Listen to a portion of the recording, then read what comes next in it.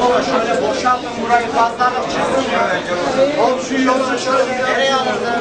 Abi dışarı çıkalım. Hadi. Dışarı çıkalım. Bir şey olmuyor.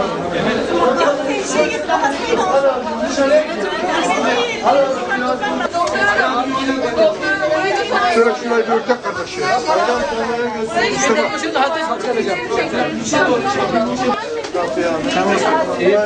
Al şunu şey.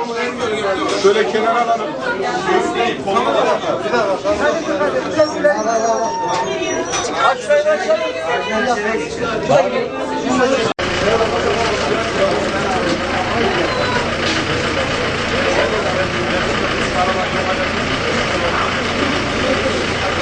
Ya arkadaş kimsin? Yok ya. Serkan Sivri'nin başına tampon yaptım. Çok kötü ya.